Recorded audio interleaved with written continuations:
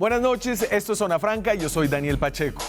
Ustedes y yo, todos los que vivimos en Colombia, producimos al día, calcula Planeación Nacional, 11,6 millones de toneladas de basura al año. 11,6 millones.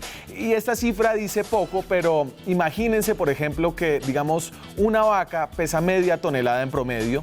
Entonces, 11,6 millones de toneladas de basura al año equivalen a botar a la basura el equivalente a 23.200.000 vacas, apiladas en botaderos de basura de todo el país.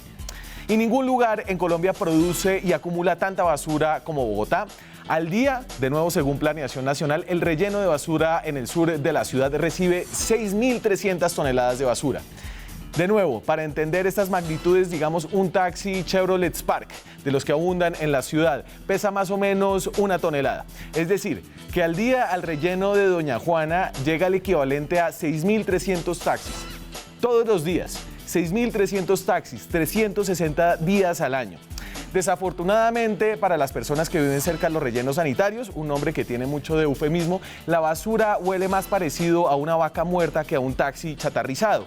Y eso no lo sabemos la mayoría de nosotros, más allá de esa breve y desagradable experiencia de sacar la basura a la calle o lanzarla por el chute. Porque por más que uno pueda encontrar fallas en el Estado, en el gobierno, en las alcaldías, hoy en el tema de la basura hay que reconocer que en algo hemos avanzado. Según las cifras de recolección de basura a nivel urbano en Colombia, el 97% de las personas en el país goza de un servicio que hace que ese cúmulo repulsivo de desechos que uno mete en la basura desaparezca casi mágicamente, desaparezca para siempre sin que uno se entere a dónde va. Ahora, sin embargo, esto parece estar cambiando. En el caso de Doña Juana, la gente que vive cerca al relleno sanitario de Bogotá ha hecho protestas y ha obstruido la entrada de los camiones de basura para quejarse por la cantidad de moscas, por los olores repulsivos, por los problemas de salud que tienen que padecer. Esto, a su vez, volvió a reabrir el debate acerca de si Bogotá puede seguir llevando su basura al sur, donde viven algunas de las comunidades más pobres de la ciudad. Más allá de ser un debate político, que sí lo es, más allá de ser un debate ambiental, que también lo es un debate que empieza cuando cada uno de nosotros lanza lo que no quiere a un agujero negro llamado basura. Pues este agujero se está llenando. Y si Bogotá y las demás ciudades de Colombia que tienen problemas similares no llegan a un acuerdo, la basura se podría convertir en un problema mucho más íntimo y cercano. Aquí arranca Zona Franca.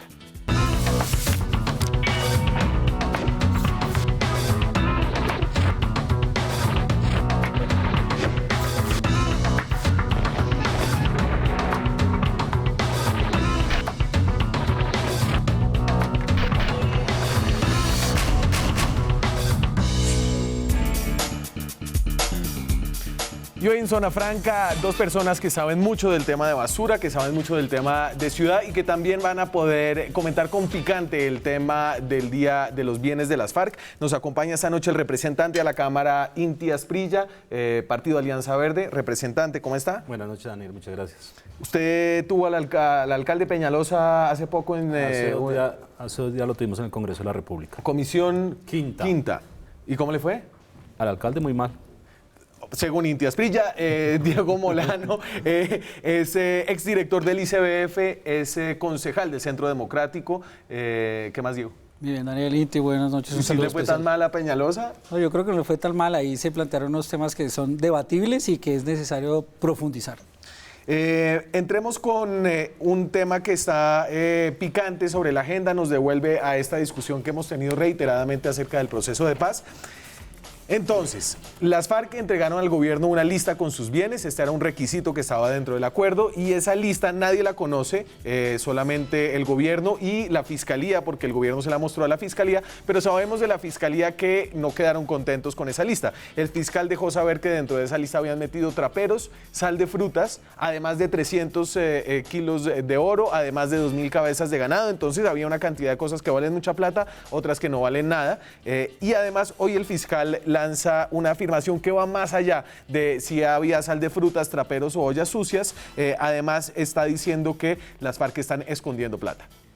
En materia de activos en el exterior, el inventario no tiene absolutamente nada. Yo sí puedo decir que en el inventario que tiene la Fiscalía General de la Nación hay activos en el exterior. Entonces, de nuevo, nadie conoce la lista, no es pública la lista, yo no he visto la lista, tengo que creerle al fiscal cuando dice que hay traperos, que hay sal de frutas, pero lo que dijo hoy es diferente, porque el fiscal dice, yo sé que las FARC tienen plata afuera y dentro de la lista que me dieron no hay ningún activo afuera reportado. Inti, esta es una difícil para la gente de izquierda, Sí, creo. Vamos a ver. Primero, a mí no me corresponde hablar de los bienes de la FARC. Los que tienen que hablar de sus bienes son ellos. Yo apoyé el proceso de paz, creo que fue una decisión, digamos, buena para la sociedad colombiana en general. Creo que ese cuento de haber puesto traperos, pocillos, todo eso es una torpeza por parte de la FARC. Reconocemos de todas maneras por parte del fiscal que él tiene desde hace tiempos, digamos, una posición contra lo que ha sido el proceso de paz. Hay unas afirmaciones que el fiscal que no son del todo ciertas desde el punto de vista jurídico. Las FARC reconocieron que estaban ocupando unos baldíos y pues si estaban ocupando baldíos es imposible poner folios de matrícula inmobiliaria porque un bien baldío por definición no tiene eso. Entonces el fiscal se quejó porque entonces ponían como el predio, la chocolata en la vereda, yo no sé, y entonces el fiscal dice, pero a ver viejo, usted me tiene que dar una matrícula inmobiliaria, usted me tiene que dar al menos una cédula catastral y no hay nada de eso. Por eso, desde el punto de vista probatorio y desde el punto de vista de cómo opera un baldío es imposible dar un folio de matrícula inmobiliaria. Yo vuelvo a decirlo, quienes tienen que empezar a explicar a la sociedad que le están entregando al Estado colombiano para hacer la reparación de las víctimas, que es lo más importante, son las FARC. Diego, ¿más fácil para usted? No, yo creo que no es fácil. Lo que es difícil nuevamente es un hecho más que demuestra la ilegitimidad de lo que ha pasado con el proceso de implementación del acuerdo de paz. Y una ratificación más que los temas que señalaba el Centro Democrático, que eran críticos, no eran mentira. Aquí nuevamente queda en evidencia que uno de los principios fundamentales de un acuerdo de paz es decir la verdad para poder tener justicia. Y si ya de hecho, en este caso particular, las FARC en el listado de bienes que sirven para reparar a las víctimas no está diciendo la verdad, ¿cómo será lo que se dijo antes y lo que se podrá decir después? Aquí es realmente grave esta situación y nuevamente mina la credibilidad en el proceso de paz y en lo que han dicho las FARC antes, ahora y seguramente lo que irá a suceder después. Pero a mí lo más grave que me parece de toda esta situación es que aquí se dijo, nos centramos en un proceso, en el centro son las víctimas y los bienes son para reparar a las víctimas. Esto es una burla a las víctimas. Y por lo tanto, lo que... Pero espérate, ¿cuál es la burla? Porque estamos hablando, y yo les estoy pidiendo que hablen sin una cantidad de información, y yo entiendo eso porque no tenemos la lista, sabemos de la lista por lo que ha dicho el fiscal de la lista, y sabemos que el fiscal tiene una forma de ver este proceso, sobre todo en lo que tiene que ver con los bienes. Pero entonces, ¿qué es lo que usted ya siente que se sabe lo suficiente para decir que aquí están diciendo mentiras? Pues están diciendo mentiras porque, de acuerdo con informaciones dadas por la misma Fiscalía, el inventario que ellos tienen de las investigaciones hechas de bienes nacionales e internacionales es mucho mayor, de hecho, a lo que hoy está registrado, que no se sabe cuál es el monto. Pero el solo hecho que digan yo voy a entregar un trapero, una escoba, eso es lo que yo voy a entregar para una víctima cuando el país sabe que se enriquecieron por años con el narcotráfico. Eso es una burla. Claro, júntele a eso 300 kilos, 300 kilos de oro que hoy, echando cuentas, el gramo de oro estaba hoy era 113.000 pesos. Según el Banco de la República, y nos daba que eso totalizaba cerca de 30.000 millones de pesos, los 300 kilos, que son más o menos 10 millones de dólares. Entonces, de nuevo, están mezclando escobas con kilos de oro. Sí, pero ahí hay una cosa, a ver, hay que decirlo claramente, yo apoyé el proceso de paz, pero yo creo que las FARC son políticamente torpes, o sea, no tiene presentación ante la opinión pública que hayan puesto eso, si lo pusieron porque partimos que lo que dice el fiscal es cierto. La posición del fiscal es una posición de todas maneras que uno tiene que respetar como fiscalía y quienes son aptos para decir es cierto o no es cierto lo que dice el fiscal son las FARC y creo que ellos son los que tienen que entrar a debatir. Yo, por ejemplo, que conozco del fiscal, el fiscal ha sido muy diligente en otros casos, él hace teorías que yo personalmente no estoy de acuerdo. Caso concreto, cuando empezaron a asesinar los líderes en el Caquetá, un líder muy famoso de ganadero. Entonces el fiscal llegó en una audiencia a decir, mire, nosotros creemos que ese señor lo mataron por rencillas entre el movimiento campesino. Cuando estaba claro, ese señor había anunciado 6 meses antes que habían llegado los paramilitares. Entonces ahí uno de todas maneras, por más que uno respete al fiscal, pues sí tiene derecho un poco a poner un cierto manto de duda en ciertas afirmaciones. También lo que dijimos de los baldíos. Pues los abogados sabemos que un baldío, la tradición que hay en las zonas del país respecto a los baldíos es lo que ellos presentaron. Carta de colonos, promesas de compra-venta, todo eso. Y no hay folios de matrícula inmobiliarias sobre los baldíos. Es una realidad que también hay que aclarar al país. Diego, antes que un fracaso y que salir a decir, yo se los dije, que entiendo que está la oportunidad política para hacerlo, ¿no es esto un momento clave para ver si funcionan los contrapesos que tenía el proceso? Porque durante el proceso el gobierno dijo en muchas ocasiones, sobre todo en este tema de los bienes, en los temas de la verdad, en los temas que tienen que ver con las víctimas, es que, señores, recuerden que si ellos no dicen la verdad, si ellos no reportan lo que tienen, ellos van a perder los beneficios de la justicia especial, de la jurisdicción, de la justicia transicional.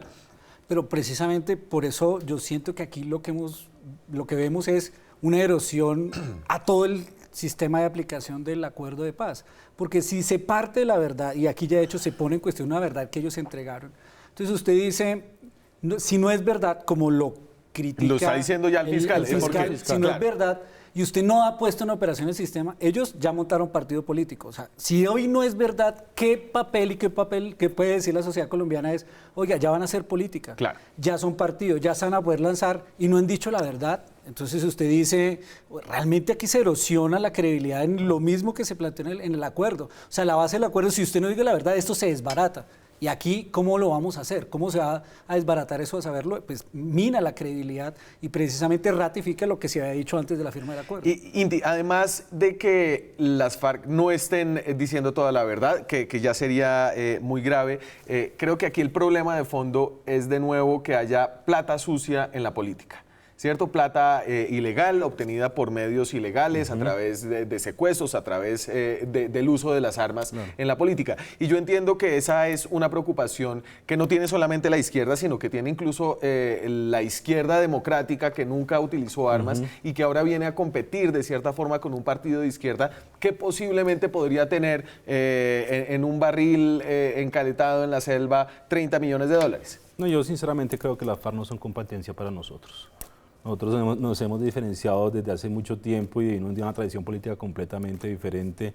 La violencia para hacer política nunca la hemos defendido. Yo no defiendo la violencia para hacer política. Sí. Vuelvo a decirlo, la FARC, yo apoyé la paz. Creo que en este caso concreto es un ejemplo de lo torpes que son políticamente. Yo no estaría en una coalición con la FARC, también lo tengo que decir claramente. Y si hay una cosa que toman así hay que aclarar. O sea, el fiscal tiene una posición, la FARC tiene una posición. Quien tiene que determinar la verdad sobre esa posición es un juez, que en este caso era la Justicia Especial para la Paz.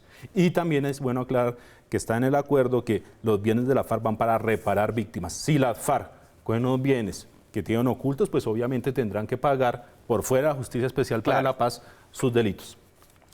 El peligro de la...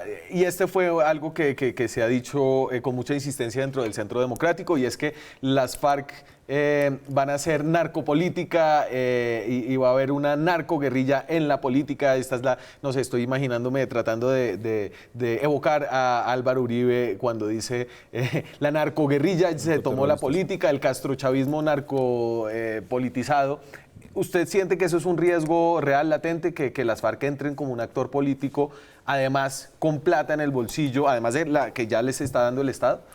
Claro que es un riesgo, porque aquí lo que estamos es a puertas de ver una campaña donde primero ya saben que van a tener 26 curules gratis y vamos a tener plata no declarada. Ojo, no, a ver. Curules gratis, pues curules gratis no, se tendrá que presentar. Automáticas son 10. Son 10 y los 16, es que me voy a referir precisamente a las 16 de las zonas, en donde hay unas ventajas precisamente que van a tener ellos. Pero aquí van a pasar dos cosas.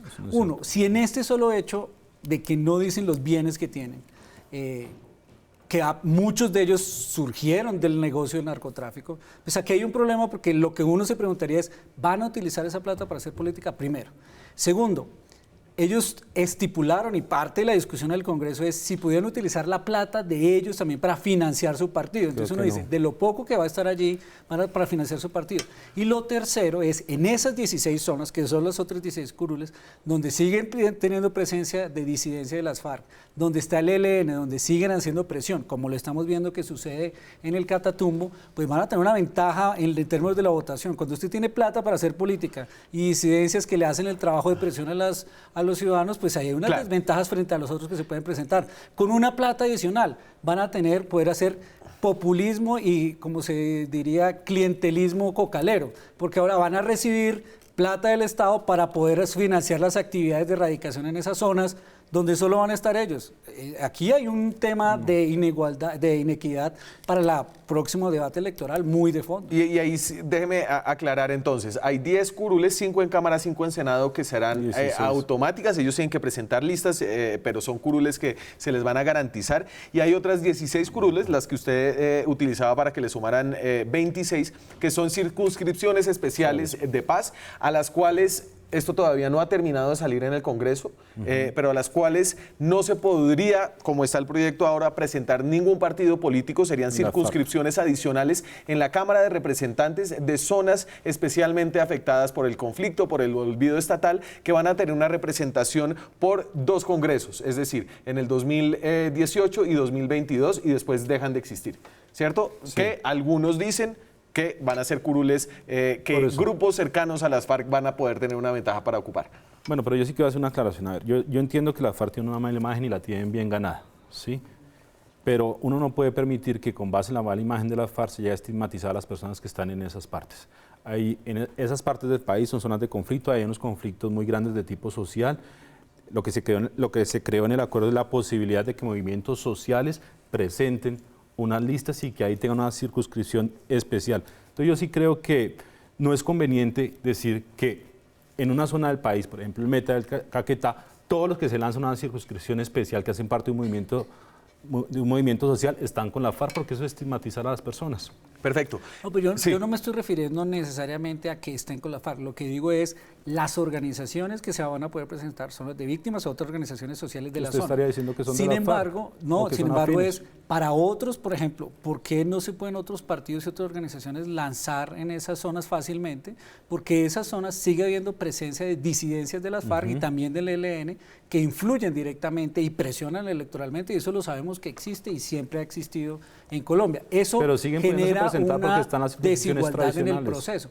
Y estas organizaciones sociales que tienen presencia, por supuesto, van a poder ser más, digámoslo así, más acceso a servicios que va a manejar la FARC. O sea, hoy, ¿quién va a manejar la plata de erradicación en esas zonas? ¿Cómo se va a desarrollar? El gobierno. Con la Secocomún de las FARC, ¿qué van a hacer? No, la Secocomún de las FARC son una cooperativa para manejar la plata que el gobierno le da a la reintegración de las FARC. ¿Y los ¿cierto? proyectos productivos? Los proyectos productivos los da directamente los PENIS, ¿por qué le pusieron así a esos programas? Los PENIS, que son los programas de sustitución de cultivos, pero entonces es la plata que da Rafael Pardo, tampoco. No, pero ¿qué van a hacer con eso? O sea, eso es mermelada, pero... Proselitismo cocalero, puro proselitismo. Pero es el mismo proselitismo que ha habido en entonces en las zonas tradicionales del paramilitarismo. Entonces yo creo que hay que tener. Pero no vaya a decir que eso es del Centro Democrático, no, yo no voy a decir eso, yo no caería en la misma trampa que ellos tienen. Yo creo que acá los riesgos que hay con la FARC es exactamente los mismos riesgos que hay con la política tradicional. En la política tradicional hay personas que han estado metidas en el narcotráfico,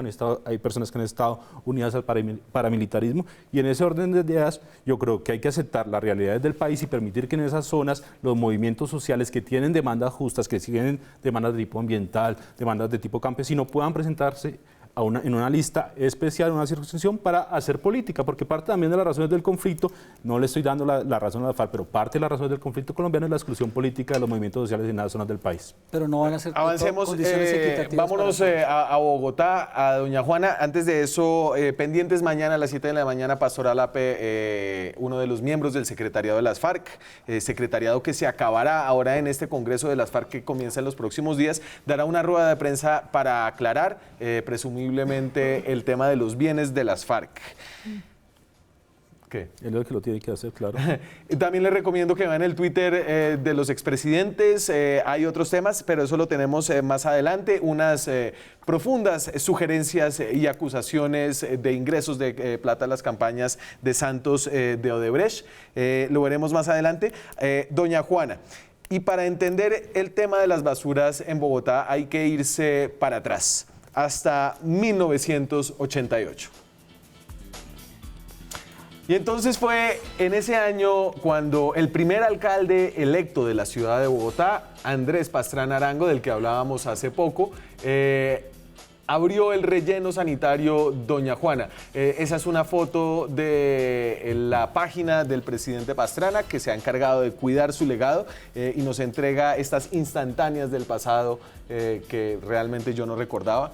Diego, usted es aquí el veterano de esta mesa. Muchas gracias por lo que me corresponde.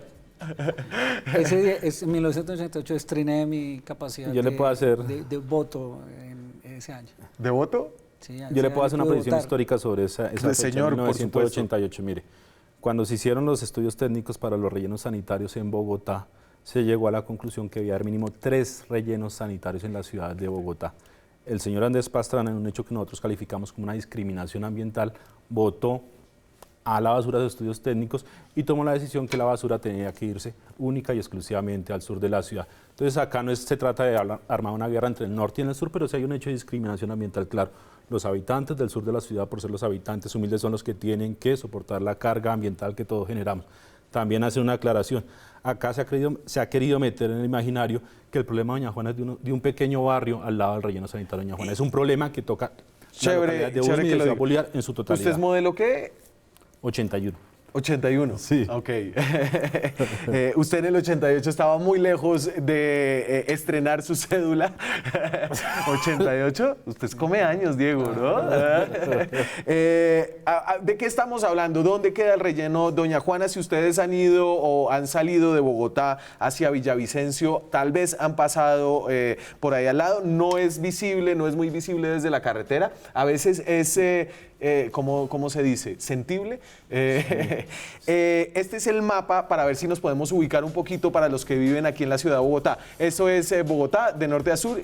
Y esto es, a ver. Sí, mira, ahí está toda la localidad de Ciudad Bolívar y toda la localidad de Usme. Usme. A la parte alta, ahí se ve. A ver, Ciudad entonces, Bolívar y a Usme, mano derecha tengo Usme, Usme, ¿cierto? Y a mano izquierda... Ciudad Bolívar. Ciudad Bolívar. Mochuelo Alto, ahí lo señalé porque es una de las zonas que sugiere el alcalde Peñalosa debería comprar el Estado para ampliar el relleno de Doña Juana. Y Mochuelo Bajo son estos lugares donde se dieron las protestas de la semana pasada, que fueron reprimidas. Y las protestas bloquearon esa carretera para que no pudieran entrar los camiones de basura, ¿cierto? Hubo una protesta por el lado de Mochuelo y por el lado de Usme. La entrada es por la avenida Boyacá, hubo unas protestas por parte de la comunidad de Usme, se retiraron rápidamente y después, donde hubo los disturbios con el ESMAD, que no había como tal un riesgo de impedir el paso de los camiones de basura, fue en la parte de Mochuelo.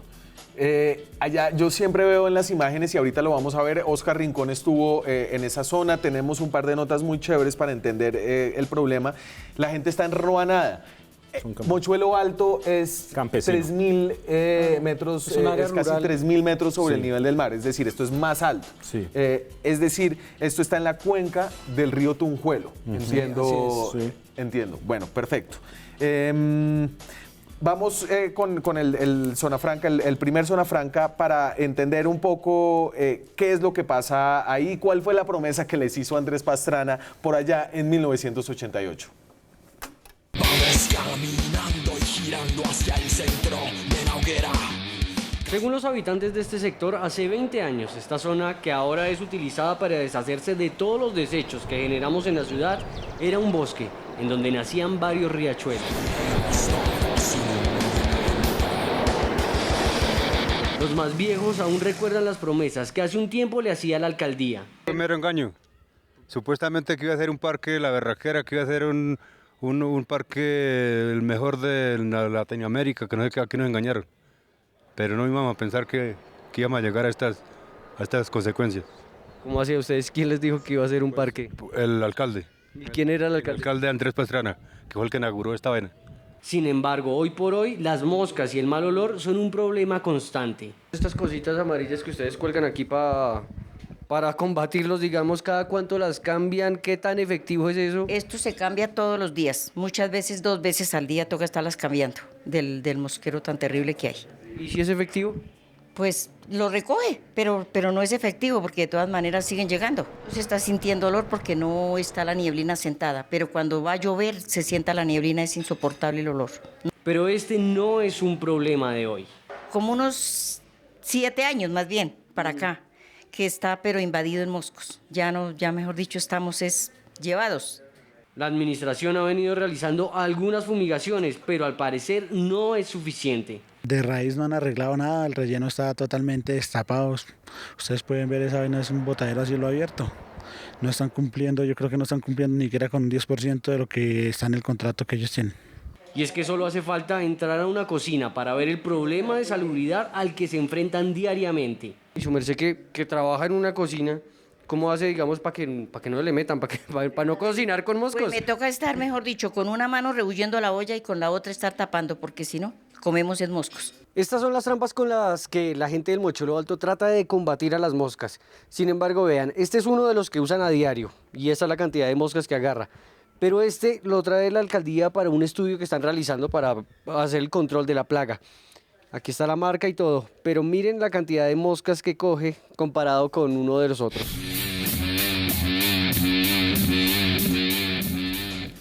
Me tengo que ir a la pausa antes de que digan nada. Yo no conozco esa zona, yo sé que ustedes han estado por allá. Cuando regresemos, esa historia que comienza en 1988 debería terminar en el año 2022, cuando dicen la licencia no le cabe más basura al relleno Doña Juana. Sin embargo, la alcaldía propone extenderlo aún más, comprar más terrenos. Acerca de eso hablamos cuando regresemos.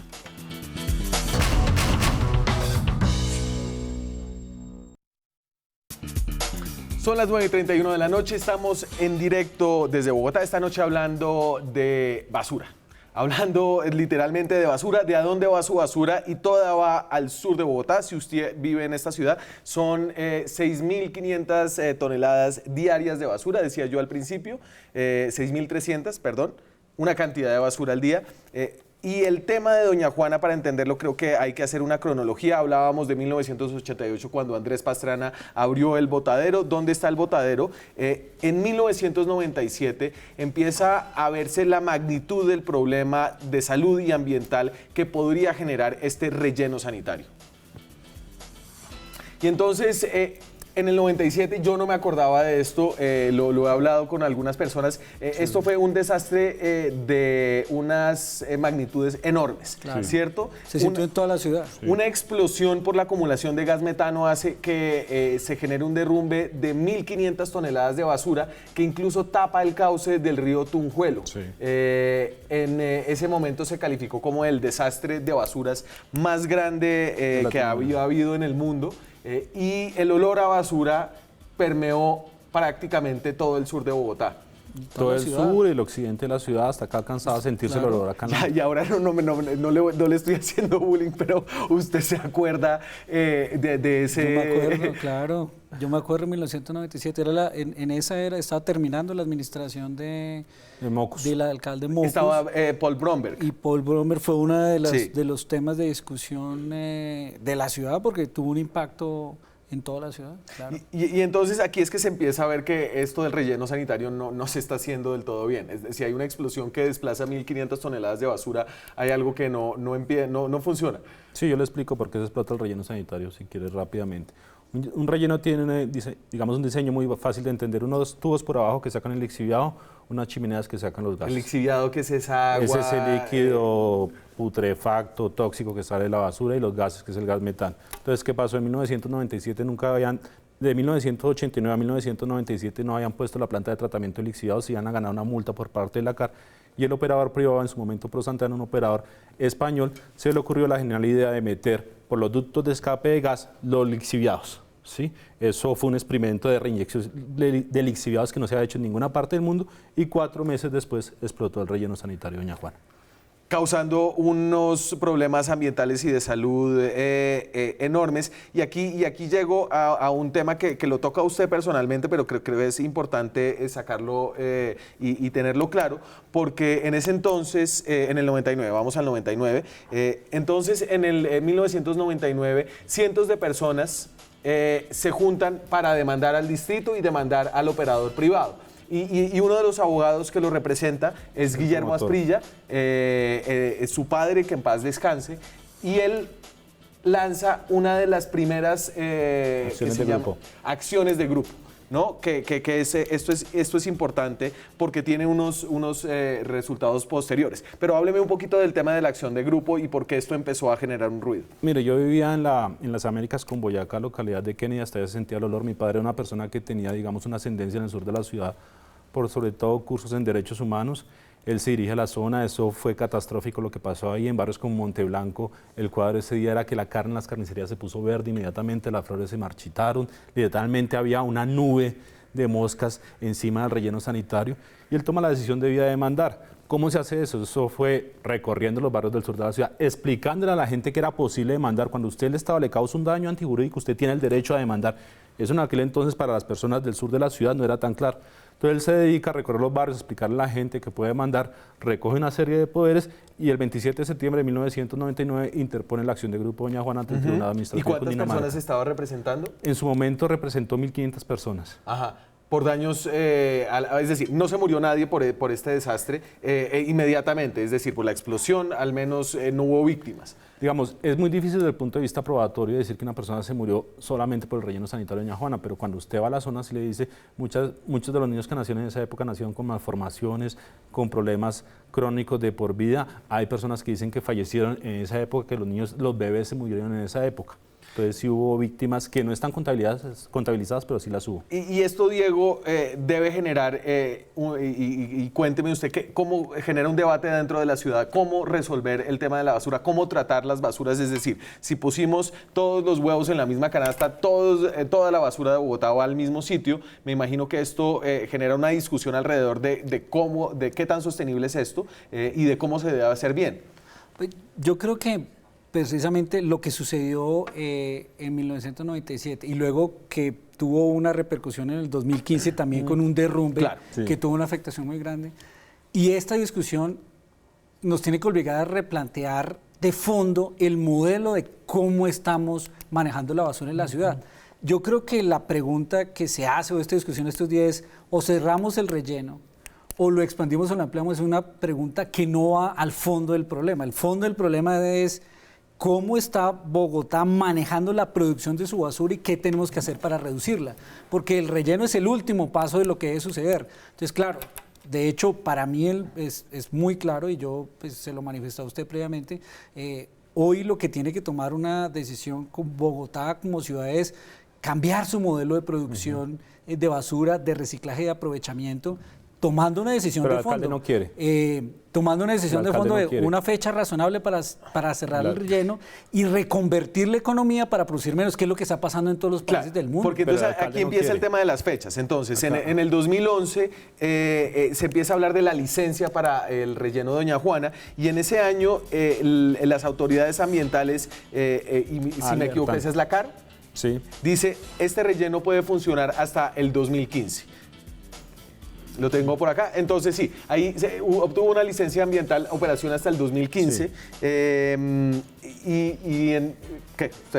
Bueno, venga, hacemos una claridad. A ver, está claro que Bogotá no puede seguir teniendo relleno sanitario en Doña Juana. El único que dice que eso se puede hacer es el alcalde Enrique Peñalosa.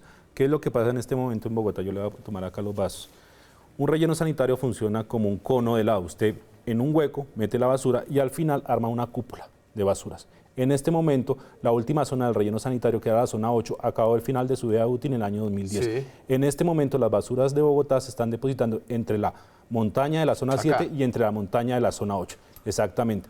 Cuando la administración Petro pidió la licencia ambiental, se les advirtió que había un riesgo de deslizamiento. ¿Desde cuándo se están depositando las basuras en esa cosa que se llama optimización? Desde el año 2010. Esos terrenos son terrenos que por naturaleza son inestables. En este momento hay cifras de la misma UAES. Bogotá, para poder tener un relleno sanitario, tendría que ser más de 730 hectáreas. En este momento las basuras de Bogotá se están depositando en 5 hectáreas. Quiere decir que primero, optimización fase 1, hasta el año 2014 se llegó, digamos, al nivel de estas dos antiguas montañas de basura, y en este momento lo que está haciendo es una especie de edificio en medio de la basura. Claro. Esa es la razón por la cual el relleno sanitario ha llegado al final de su vida útil. Esa es la razón por la cual en el año 2014 la CAR le dice al distrito, en general, hay que buscar una solución antes del año 2022, y doña Juana no puede seguir operando después del año 2022, y el alcalde Enrique Peñalosa ha dicho, yo no quiero cumplir eso, quiero que el relleno sanitario doña Juana opere 50 años más allá. Pero yo aquí Sí. me atrevería a hacer como tres reflexiones frente a este tema. Este hecho sucedió en las últimas 2 administraciones. O sea, la discusión del problema operativo de doña Juana No, sucedió en las últimas... Es un problema conjunto. Son Claro, es un problema conjunto, pero digamos, no se resolvió. Pero no le pueden echar la culpa a Peñalosa ahorita de la situación del relleno. Todos. Es que las responsabilidades son conjuntas, y Peñalosa fue alcalde usted lo está señalando, para que usted lo sepa. Pero usted lo está señalando ahorita como si fuera el responsable. No, el mal manejo que operativo viene conjunto, desde el año 2010 y en el año 2015 se ratificó. Entonces, yo reconozco que, digamos, para mí es claro que la ciudad debe tomar una decisión de cerrar el relleno, pero no con un problema de pasémosle ahora el problema a Cundinamarca o el resto de la ciudad, sino la discusión de fondo es cómo estamos produciendo basura, qué tanto usted recicla en su casa, cómo los sectores productivos de la ciudad no producen más antes de en irme, ese proceso. Dame 2014, porque en el 2014, durante la administración Petro, hubo una nueva decisión importante de la CAR, que fue básicamente decir, a ver, usted puede aplazar el uso de doña Juana, pero lo tiene que hacer 7 años más en ese momento. Yo aquí pongo hasta 2021 porque era el dato que tenía, ustedes me corrigieron, y es que empezó, digamos que esta decisión empezó a correr un año después, es decir, hasta 2022, pero lo puede hacer si busca unos terrenos alternativos para hacer un nuevo relleno sanitario. Exacto. Con eso nos vamos a comerciales. Cuando regresemos, ¿qué hay que hacer? Ampliar, doña Juana, un nuevo relleno sanitario y además, ¿qué hacer con la basura que uno produce? ¿Cómo producir menos basura? Después de comerciales.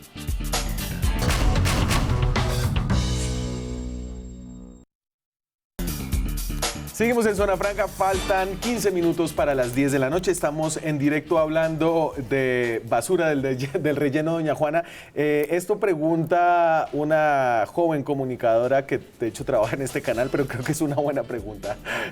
Laura Bonifaz, francamente, ¿por qué le pusieron al relleno doña Juana? Y aquí tengo a los 2 expertos en doña Juana que han ido allá a untarse de basura y... Sé que era una hacienda anteriormente, creo que se llamaba doña Juana, pero no sé más. La verdad no sé.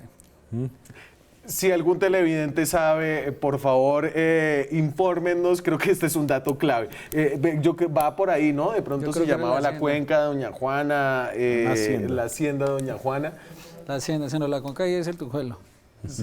Claro.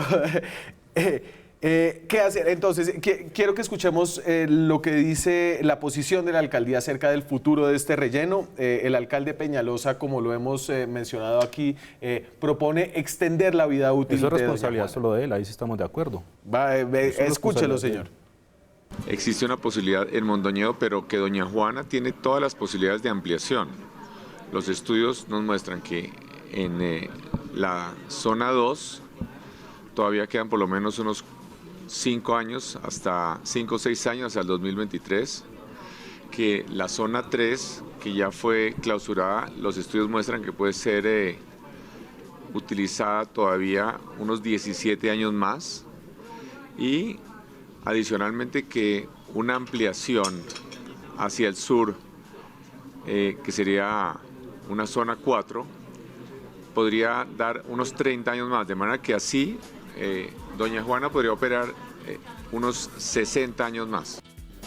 No sabe ni contar eso. A ver, yo no entendí la suma y los estudios, tampoco los he visto. ¿Usted ha visto estudios, Diego? No. ¿Hay estudios o son de doctorado? Bueno, digamos, eso, partamos de la premisa que una persona que no tiene estudios, ¿cómo va a citar estudios? Tampoco. Yo creo que hay que ser sincero, porque yo sí he estudiado el tema de doña Juana y sé qué es lo que está pasando. Lo que está proponiendo el alcalde Enrique Peñalosa lo propone el operador privado. No hay estudios aparte, digamos, de una comunidad científica, de una universidad que digan que eso se puede hacer. ¿Qué es lo que está proponiendo el alcalde Enrique Peñalosa? Está proponiendo exactamente lo mismo que está haciendo en este momento en lo que es la zona 7, la zona 8. Yo decía, doña Juana tiene 8 zonas y lo que está proponiendo el alcalde Enrique Peñalosa hoy en día es reabrir antiguas zonas para seguir depositando basuras. Ya la historia ha demostrado que el relleno sanitario de doña Juana, el relleno es una tecnología que ni siquiera se puede llamar tecnología. En muchos países ya no existen rellenos sanitarios. Si usted parte de la premisa que va a ser un relleno sanitario en Bogotá, está generando un nuevo problema. En Bogotá, en doña Juana eso no cabe y lo que está proponiendo el alcalde es exactamente lo mismo que originó el derrumbe 2015. Entre una zona clausurada, que sería la zona 3 y la zona 4, meter basura en la mitad. Es exactamente lo mismo y ya ha demostrado la historia que hay un riesgo de derrumbe. Mire, yo les saco un dato. El único relleno que se ha derrumbado y que ha tenido explosión 2 veces es doña Juana. Y es que esto no es un tema menor porque el Estado aquí corre con grandes responsabilidades. Claro. Dame condena 2012, por favor. Y hablábamos del tema de su papá, de Guillermo Asprilla. Y entonces, en el 2012, el Consejo de Estado falló en segunda instancia contra el distrito y contra el operador privado y ordenó una indemnización de 227 mil millones de pesos a los habitantes afectados por el desastre del 97. Entonces, aquí, Diego, no se trata solamente, primero, de un tema de hacer las cosas bien hechas, sino también se trata de un tema de responsabilidad fiscal, de responsabilidad ambiental y de responsabilidad con las personas que viven en esa zona. Pues yo lo que creo es que precisamente para mí el planteamiento de la pregunta es inadecuado nuevamente, y repito, yo creo que la pregunta no es o cerramos el relleno o lo expandimos, sino qué tenemos que hacer para manejar la basura de Bogotá de una forma diferente, en una economía lineal, reciclando, aprovechando más. Cada uno tiene que decir, oiga, cada vez que pongo algo aquí, eso va derechito al relleno y la sociedad tiene que cambiar su conciencia en el manejo de sus basuras. Y es claro que ponerse una meta, decir cerramos el relleno, no es solo cerremos y que todo siga igual, sino que se tiene que transformar la economía.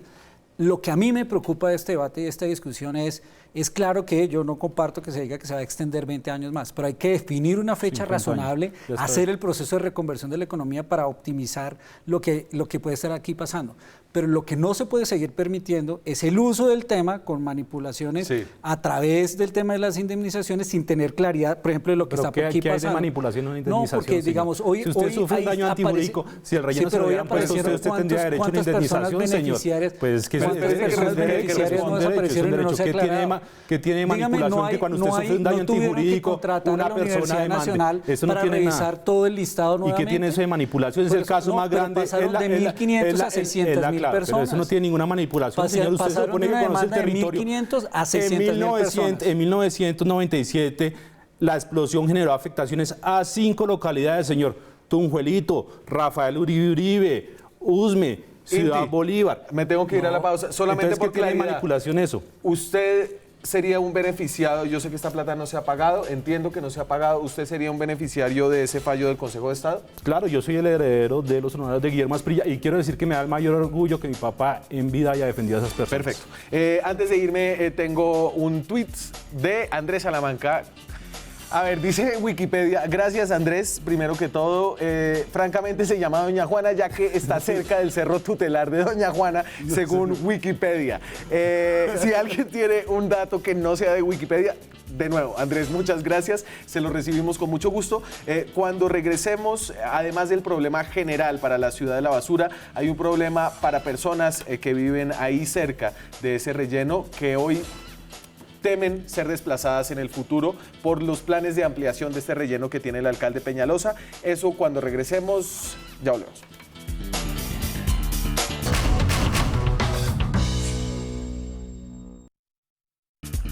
Seguimos en Zona Franca, nos quedan 5 minutos de programa. Evidentemente nadie quiere vivir al lado de un basurero, pero incluso la gente que vive al lado de un basurero y que lo ha hecho por mucho tiempo, no quiere que lo desplacen para que le echen la basura encima. Esto es Zona Franca en la calle.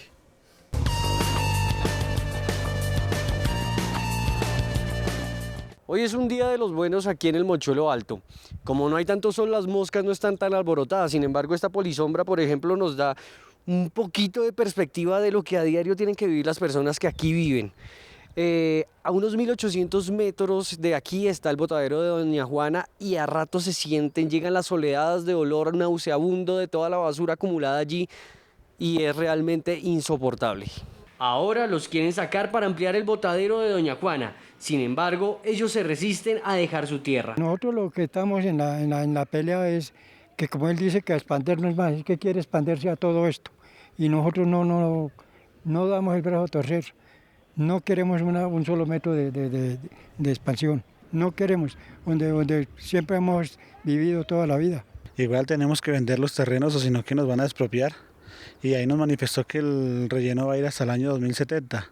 Entonces ahí es donde está la problemática, porque igual nosotros vamos a oponernos hasta el último momento, porque esto no tiene ningún sentido de que este man piense en eso a estas alturas del partido, cuando los rellenos ya... Él ya sabe que los rellenos están mandados a recoger esa toda la tecnología y todo para manejar los residuos de Bogotá. Si usted le ofrecen una buena plata, un buen dinero, ¿no sería mejor vender cuando tiene una problemática con mosquitos, con malos olores, con un montón de vainas? Pues la verdad, nosotros no es que en eso estamos de acuerdo los campesinos. Acá el lío no es plata, el lío es la dignidad de nosotros, las costumbres, las raíces que nosotros tenemos acá. Y no, por historia se sabe que la plata de él son chichipatadas. Y entonces el caballero decía que los rellenos sanitarios estaban mandados a recoger. Me suena que ha hablado con algunos políticos, representantes a la Cámara de Bogotá por el Partido Verde. La Dirección Nacional de Planeación, el Departamento Nacional de Planeación, perdón, tiene unos datos acerca del aprovechamiento de basura que hacemos aquí en Colombia. Y entonces Colombia muestra, dice un estudio, unas tasas muy bajas de aprovechamiento frente a otros países, mientras Colombia aprovecha apenas el 17%, en España el aprovechamiento de basura es del 37%, en Holanda del 99% y en 27 países de la Unión Europea del 67% en promedio. Diego, ¿esto qué significa aprovechamiento de basura? Usted ya lo ha mencionado un poco antes, pero como para dejarlo bien claro. O sea, de total los residuos que produce una ciudad, ¿qué podría volverse a reusarse o reciclarse del total de esos materiales? Uno, con los materiales que produce Bogotá, del total de la basura que produce Bogotá, por ejemplo, el 40% son desechos orgánicos, la comida que se bota. El 15% son los plásticos, el otro 15% está entre papel, cartón y el otro son latas y los otros definitivamente que no son aprovechables. El 60% de todos esos materiales que botamos al relleno serían aprovechables, generando empleos verdes, utilizando nuevos materiales, con nuevas tecnologías. Lo increíble es que en Bogotá solo tengamos el 15% de aprovechamiento, cuando eso es una gran oportunidad de desarrollo económico que para los recicladores en la ciudad, que son 21.000 recicladores, para el desarrollo de un esquema de aprovechamiento, que es lo que está pasando en el mundo, con inclusive nuevas tecnologías para utilizar ese tipo de materiales para producción de energía. Entonces uno no se explica cómo el debate que sea es relleno o no relleno sanitario. Eso es del siglo pasado. Esto es lo que tenemos que pensar es, si queremos ser sostenibles, en unas nuevas tecnologías y en cambiar la economía para que aproveche más. Inti, y para terminar, esto no es un asunto de mochuelo alto, mochuelo bajo, esto es un asunto que toca la vida de cerca de... Dos localidades, Usme y Ciudad Bolívar. El problema de las moscas y los olores llegan hasta los límites de Ciudad Bolívar, barrios como Santa Librada, que ya están bastante alejados, el Danubio, en la parte baja de Ciudad Bolívar, la Candelaria, llegan los olores y llegan las moscas. Conclusión, Doña Juana no puede seguir después del año 2022. ¿Qué se tiene que hacer? Se tiene que implementar las nuevas tecnologías. Son dos cosas. Una cosa es el reciclaje o el reuso, como dice Diego, y otra cosa que es lo que se debe hacer, digamos, lo que toca hacer ya es empezar a implementar plantas de tratamiento de basuras para aprovechamiento energético o valoración energética. Perfecto. Antes de irme, Diego, usted tiene una nueva versión de por qué se llama Doña Juana y ese podría ser nuestro Enredados de hoy. Bueno, esto sale de una reseña del Espectador sobre Doña Juana. Dice, hace muchos años, cuenta Collazos, vivía una mujer en Bogotá que ofrecía servicios de brujería a las señoras para pescar a los maridos infieles. La llamaban Doña Juana, un grupo de hombres atrapados en sus deslealtades, gracias a las supuestas dotes adivinatorias de la dama, decidió cualquier día quemarla en esa montaña al pie de donde parece que tiene embrujada Peñalosa Doña Juana, porque quiere que siga hasta el año que era la suegra diciendo que es que era la suegra de Pastrana. No tiene ninguna presentación ese comentario. Me voy, muchas gracias. No estaban tan lejos uno del otro. No, es que en este tipo de casos impera la razón, de todas maneras. mentiras. El único que no tiene razón en este tipo de causas es el alcalde Enrique Bueno, Peñalosa. No, pero no todo se le puede atribuir a No, pero Peñalosa. claro, porque es el que quiere, señor. Es el que le está, es la 12 pastrana de años la de época. administración, El pastrana no de tomaron la ninguna época. decisión. Claro. Retiro lo dicho. Se estuvo a la izquierda de la Muchas gracias a ustedes. Nos vemos Entonces, mañana claro. con más periodismo, con más debate, 12 con más años de opinión. administración Claro, no lo tomar hicieron. decisiones ya.